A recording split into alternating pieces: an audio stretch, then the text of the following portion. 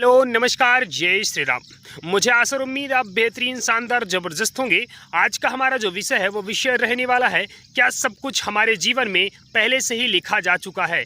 क्या हमारे साथ जो चीज़ें हो रही हैं लाइफ में या जीवन में जो चीज़ें चल रही हैं, क्या वो सब कुछ पहले से लिखी जा चुकी हैं?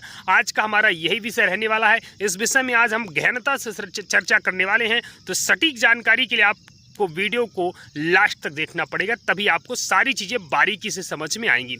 तो जी हाँ, ये जो हमारा मनुष्य शरीर होता है, इसमें जो आज हमारे साथ जो चीज़ें हो रही होती हैं वो लाइफ जो जीवन में, मतलब आप ये समझने का प्रयास करिएगा कि भगवान किसी का भाग्य नहीं लिखते हैं।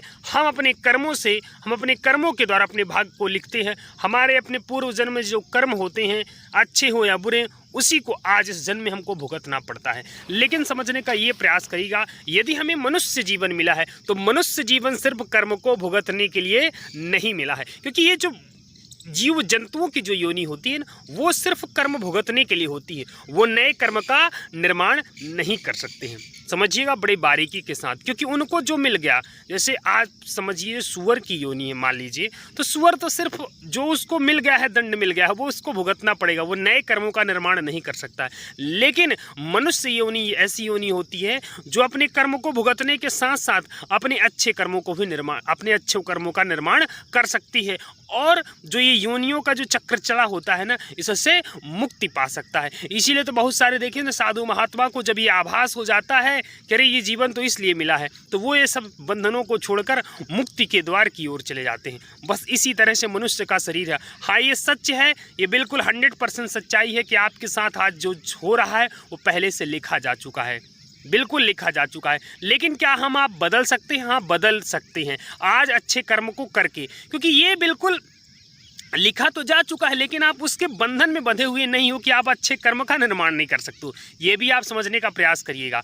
आप मनुष्य ही एक ऐसी योनि होती है जो अपने कर्मों को बदल सकती है। आज आप अच्छे कर्म, क्योंकि आपके साथ जो चीज़ें हो रही होती हैं वो तो पहले से जो आपने जैसा किया, क्योंकि भगवान किसी का अच्छा या बुरा नहीं करते हैं। हमारे कर्म जो हमने अच्छे और बुरे किए हुए होंगे, चाहे इस जीवन में हो, चाहे जब से हमारा जन्म हुआ है, या पहले हमारे पूर्व जन्म में हो सकता है हमारी कई योनियां हों, और उन योनियों में जो हमने बुरे या अच्छे कर्म किए उनको आज भुगतना पड़ रहा हो। वो सारी चीज़ें आपके साथ होगी। लेकिन मनुष्य ही एक ऐसा जन्म होता है कि वो सारे प्रारब्धों को काट करके, मतलब जो चीज़ें हैं चाहे उसके साथ अच्छा या बुरा हो रहा, नए अपने कर्म का निर्माण कर सकता है। हो सकता है इन नए कर्मों के निर्माण से इस जीवन में उसको मुक्ति मिल जाए। अब जैसे ये मैं कुछ ऐसे उदाहरण के थ्रू आपको बताना चाहूँगा कि कैसे आपको ये मैं समझाना चाहूँगा कि हाँ, आपके जीवन में लिखा होता है।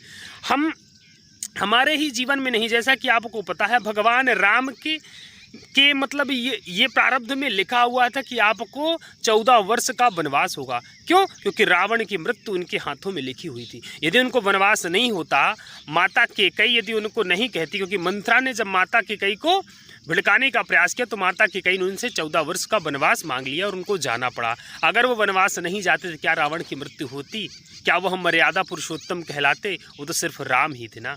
तो जो सारी चीज़ें हमारे जीवन में लिखी हुई हैं, लेकिन मनुष्य ही एक ऐसा जीवन होता है जो उन लिखे हुए को भी जो अगर चाह ले तो टाल सकता है, भक्ति भजन करके अच्छे कर्म को कर सकते, क्योंकि मनुष्य योनि ही मिली है हमें अच्छे कर्म का निर्माण करने के लिए। क्योंकि अलग अलग कर्म होते हैं, उसको मैं अगली वीडियो में बनाऊंगा। अगली वीडियो में फिर आपको समझाने का प्रयास करूंगा कि कर्मों के भी 3 प्रकार होते हैं जो सिर्फ मनुष्य ही चेंज कर सकता है: संचित कर्म, क्रिया निर्माण कर्म और प्रारब्ध कर्म। हम आज जो भुगत रहे होते हैं वो अपने प्रारब्ध कर्म के द्वारा होता है। जो चीज़ें मिल रही होती है ना, कि संचित धीरे धीरे कर्म भी इकट्ठे होते जाते, जो आज हम करते जाते हैं वो हमारा एक कोटा होता है, उसमें वो सारी चीज़ें संचित हो रही होती हैं। आज जो कर रहे हैं वो क्रिया निर्माण कर्म है, क्रिया का निर्माण कर रहे हैं। तो बस इस तरीके से विस्तार से समझाने का प्रयास करूंगा। लेकिन ये समझ लीजिए, लेकिन बहुत सारे लोगों को ये लगने लगता है कि यार जब सब कुछ पहले से ही प्री प्लान है तो हम कर्म ही क्यों करें। अरे जो आज आपके साथ हम बताया ना कि मनुष्य ही एक ऐसा शरीर होता है जो अपने कर्मों का निर्माण कर सकता, मतलब सब कुछ सारी चीज़ें इस तरह से नहीं कि A to Z जो मतलब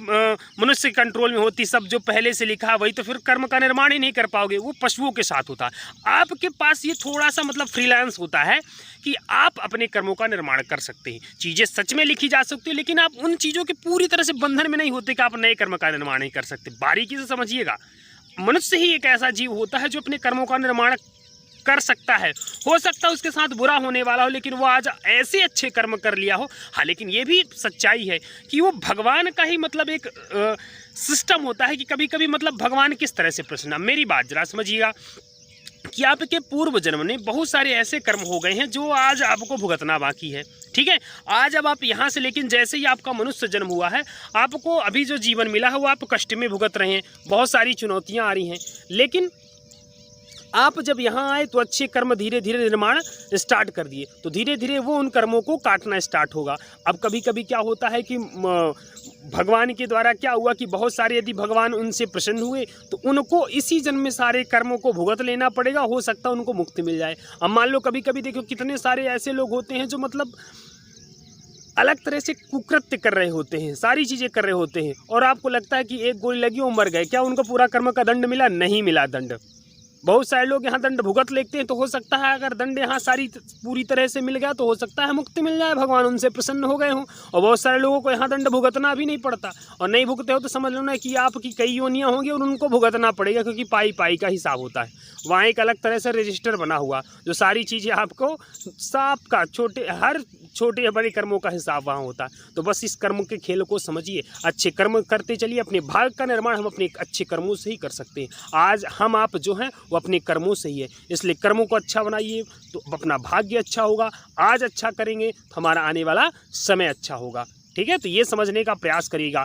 पूरी तरह से आप बंधन में नहीं बंधे हुए हैं, ये समझ लीजिए कि आपको ये लगने लगे बहुत सारे लोग, और जो चीज़ें हो रही है ना वो भी आपके कंट्रोल में नहीं है। देखिए, थोड़ा सा इसको लाइफ में उस तरह से समझिए। मान लीजिए जो चीज़ें आपके साथ लाइफ में अच्छी होगी उसको मानिए कि हाँ मैंने किया। अब मान लीजिए बहुत सारी चीज़ें ऐसी लाइफ में हो जाती इन कंट्रोल, तो उसको थोड़ा सा ये समझने का कि हाँ ये भाग्य में लिखा हुआ था, तो उससे थोड़ा सा संतुष्टि मिलती है, रिग्रेट सा फील नहीं होता है। यूँ इस तरीके से थोड़ा समझिए। लेकिन मनुष्य जीवन मिला है कर्म करने के लिए। अपने कर्म आप अपने भाग्य को भी बदल सकते हैं, ये कर्म करके आप बदल सकते हैं। ये आप ही मनुष्य ही एकमात्र ऐसा शरीर होता है, इसको समझने का प्रयास करिएगा। और वीडियो यदि आज की अच्छी लगी, आपको सारी जानकारी समझ में आई हो तो लाइक और कमेंट जरूर करिएगा।